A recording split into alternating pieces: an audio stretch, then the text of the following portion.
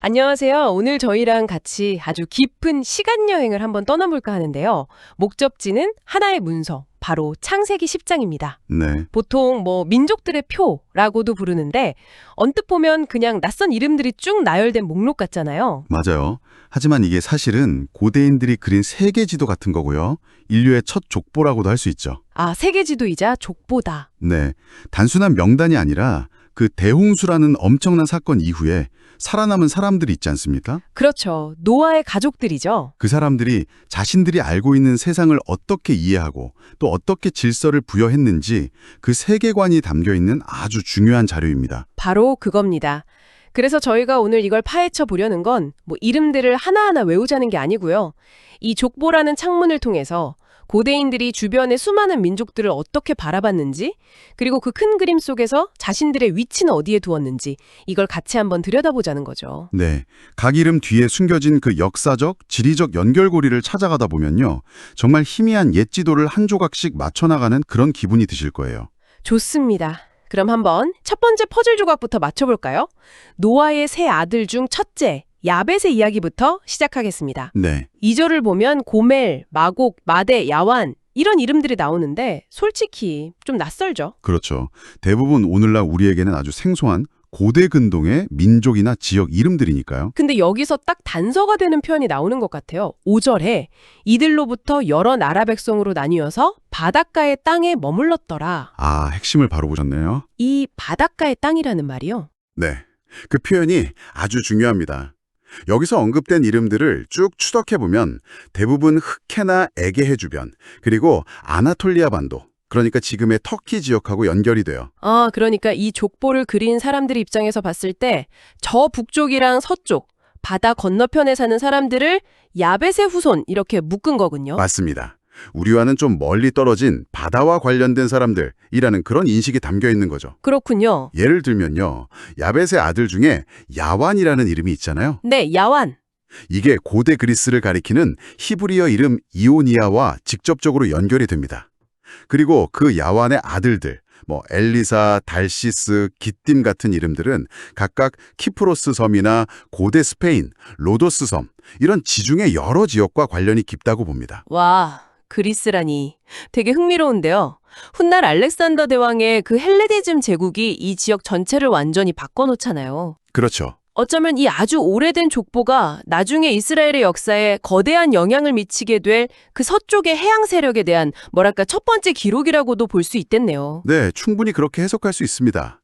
당장은 멀리 있는 이방 민족이지만 이미 그들의 존재를 인식하고 자신들의 세계 지도 안에 포함시켜 둔 거죠. 야벳의 후손들이 주로 바다 건너 먼 이방 민족의 이미지였다면 하메게보로 넘어오면서는 분위기가 확 달라집니다. 네, 완전히 달라지죠. 훨씬 더 가깝고 어떨 땐 아주 현실적인 위협이자 경쟁자였던 거대 제국들 이야기가 시작되거든요. 맞아요. 함의 아들들 이름부터가 벌써 구스, 미스라임, 붓, 가나안. 무게감이 다르죠. 네, 미스라임은 이집트를, 구스는 보통 이집트 남쪽의 누비아, 즉 에티오피아 지역을 가리키는 이름입니다. 가나안은 말할 것도 없고요. 이스라엘 역사에서 정말 때려야 뗄 수 없는 그 이웃 강대국들이 바로 등장하네요. 그렇죠. 그런데 그 중에서도 진짜 시선을 딱 사로잡는 인물이 나타납니다. 바로 구스의 아들 니므롯이에요. 아, 니므롯. 8절에 그를 소개하는 문장이 이게 심상치가 않아요. 그는 세상에 처음 영걸이라니 무슨 무협지 주인공 같잖아요. 하하, 그렇죠. 그 영걸이라는 단어가 히브리어 원문에서는 깃보르라고 하는데요. 이게 그냥 용감한 사람 이 정도가 아니라 강력한 용사, 권력자, 심지어 거인 같은 그런 뉘앙스를 가진 단어예요. 아, 평범한 인물이 아니다. 이걸 처음부터 딱 선언하고 들어가는 거군요. 맞습니다. 심지어 그를 설명하는 속담까지 있었다고 하잖아요. 여호와 앞에 니므롯 같은 특이한 사냥꾼이로다. 도대체 얼마나 대단했으면 사람의 이름이 관용구가 됐을까요? 여기서 특이한 사냥꾼이라는 표현이 아주 중요합니다. 네. 이게 단순히 들짐승을 사냥하는 걸 넘어서서요. 도시를 세우고 사람들을 정복하면서 제국을 건설하는 강력한 통치자의 이미지를 담고 있거든요. 아, 인간 사냥꾼. 그러니까 정복군주라는 의미군요. 그렇죠. 그의 나라가 어디서 시작됐는지 보면 그 의미가 더 명확해지죠. 10절에 그의 나라는 시날 땅의 바벨과 에렉과 아갓, 에서 시작되었으며 신할 땅이면 메소포타미아 남부, 그 수메르 문명이 있던 곳 아닌가요? 맞습니다. 그리고 그 첫 번째 도시로 언급된 이름 바벨. 아, 바벨. 이게 엄청난 복선이죠. 바로 다음 장인 창세기 11장에 등장할 그 바벨탑 이야기의 무대거든요. 와, 그렇군요. 인간의 교만, 신에 대한 도전을 상징하는 그 도시 문명의 시작을 바로 이 니무롯이라는 인물하고 연결시키고 있는 거네요. 바로 그겁니다. 잠깐만요. 그러면은 니무롯이 바벨론이랑 저 북쪽의 아수르까지 다 건설했다는 거잖아요. 네, 기록상으로는 그렇게 되어 있죠. 당시 이스라엘 입장에서는 자신들을 번갈아가면서 괴롭히던 두 메소포타미아 초강대국이 사실은 한 뿌리, 그것도 함의 후손인 한 인물에게서 나왔다고 본 거네요? 바로 그 점이 이 족보의 가장 흥미로운 지점 중 하나예요. 역사적으로는 바빌로니아와 아시리아가 서로 경쟁했지만 이 족보는 그 둘을 니무롯이라는 하나의 강력한 기원 아래 묶어버리는 거죠. 이건 정말 엄청난 세계관의 재해석인데요. 네, 인간이 만든 거대한 제국이라는 것의 본질이 어떤 폭력적인 정복과 교만에서 시작되었다는 그런 비판적인 시각을 담고 있다고 해석할 수 있습니다. 그런데 이렇게 중요한 인물인데 막상 메소포타미아의 다른 역사 기록에서는 이 니무롯이라는 이름이 명확하게 나오지는 않는다고 하더라고요. 네, 그게 학자들을 아주 오랫동안 고민하게 만든 지점이죠. 왜 그런 걸까요? 그래서 니무롯이 특정 역사인물 한 명이라기보다는요, 아카드 제국의 사르곤 대왕처럼 메소포타미아 초기의 여러 강력한 군주들의 특징과 업적을 하나로 합친 전설적인 상징, 일종의 제국 건설자의 원형으로 보는 해석이 설득력을 얻고 있습니다. 아, 역사적 사실을 넘어서는 어떤 상징적인 인물. 그렇죠. 함의 다른 후손들도 만만치 않아요.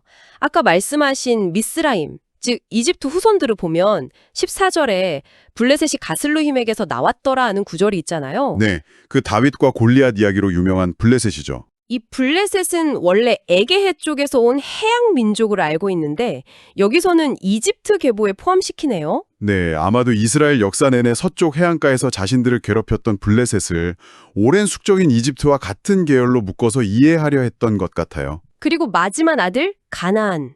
이 이름은 이스라엘의 정체성과 직결되는 이름이죠. 그렇죠. 그의 후손으로 여부스, 아모리 족속 이런 이름들이 나오는데 전부 훗날 이스라엘이 가나안 땅에 들어갔을 때 마주하게 될 원주민들이잖아요. 맞습니다. 심지어 19절에서는 가나안의 지경, 그러니까 영토 경계까지 아주 구체적으로 그려놓고 있죠. 이렇게 모아놓고 보니까 함의 계보는 그야말로 이스라엘을 둘러싼 타자들의 총집합이네요. 네, 남쪽에 이집트, 동쪽에 메소포타미아 제국, 서쪽에 블레셋, 그리고 자신들이 살아가야 할 땅의 원주민들까지. 자신들의 세계를 이해하기 위해 반드시 설명하고 넘어가야 했던 존재들. 바로 그겁니다. 자, 이렇게 세상의 강대국들과 주변 민족들의 지도를 쫙 그려놔서 드디어 마지막 아들 셈의 계보로 시선이 옮겨집니다. 네.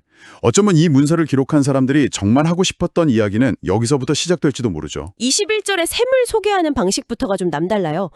셈은 에벨 온 자손의 조상이요. 에벨이라는 이름에서 히브리라는 말이 유래되었다고 보는 게 일반적이에요. 아, 그렇군요. 그러니까 이 문장은 지금부터 이야기할 셈의 계보가 바로 우리 히브리 민족, 즉 이스라엘의 직계조상으로 이어지는 라인이다라고 처음부터 선언하는 것과 같습니다. 셈의 후손들 이름 중에서도 유독 눈길을 끄는 이름이 있어요.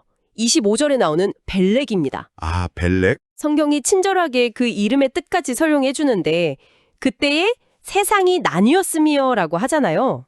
벨렉이라는 이름 자체가 나뉘다라는 뜻이라는 거죠. 이 세상이 나뉘었다는 구절은 정말 미스테리에서 해석이 아주 분분한 부분입니다. 대체 뭐가 나뉘었다는 걸까요? 가장 먼저 떠오르는 건 역시 바벨탑 사건이긴 한데 네, 그게 가장 일반적이고 또 설득력 있는 해석이에요. 벨렉의 시대에 인류의 언어적, 문화적 통일성이 깨지고 분열이 시작되었다는 신학적 의미를 담았다는 거죠. 족보의 흐름 속에서 인류 역사의 중요한 변곡점을 딱 표시해 둔 거군요. 네, 그런 셈입니다. 혹시 다른 해석도 있나요? 훨씬 더 상상력을 자극하는 해석도 있습니다. 일부에서는 아주 먼 고대에 실제로 대륙이 분리되는 것 같은 그런 거대한 지질학적 사건에 대한 희미한 기억이 신화적인 형태로 남은 것이라는 주장을 하기도 해요. 와, 대륙 이동설 같은 건가요? 뭐 그런 식이죠. 물론 과학적으로 증명할 길은 전혀 없어서 주류학계 의견은 아닙니다만 이 짧은 구절이 얼마나 많은 상상을 불러일으키는지 보여주는 예라고 할 수 있죠. 정말 그렇네요. 셈의 다른 아들들을 보면 엘람, 아수르, 아람 같은 이름들이 나오는데 이들은 또 함의 계보에 나온 제국들이랑은 결이 좀 다른 것 같아요. 맞아요. 엘람은 페르시아, 아수르는 아시리아, 아람은 시리아 지역과 연결되는데요. 이 이름들이 오늘날 우리가 셈족 또는 세머족이라고 부르는 언어적, 문화적 분류의 기원이 됐죠. 히브리어나 아람어, 아카드어 같은 언어들이 전부 이 계열에 속하거든요. 아, 그러니까 야벳이 먼 바닷사람들, 함이 강력한 제국과 이웃들이라면 셈은 언어와 문화적으로 우리와 가까운 사람들, 그리고 그 안에서 선택된 우리의 조상으로 이어지는 계보로 그려지는 거군요. 정확합니다. 와, 드디어 전체 그림이 맞춰지는 느낌입니다. 네. 야벳을 통해 세계의 서쪽과 북쪽 경계를 그리고 함을 통해 남쪽과 동쪽의 강력한 세력들을 배치한 뒤에 마지막으로 셈의 계보를 통해 그 중심에 있는 자신들의 뿌리를 이야기하는 거죠. 이게 바로 창세기 10장이 그려내는 고대 정교한 세계관인 셈입니다. 오늘 탐구를 마무리하면서 32절의 요약 문장을 다시 한번 읽어보게 되네요.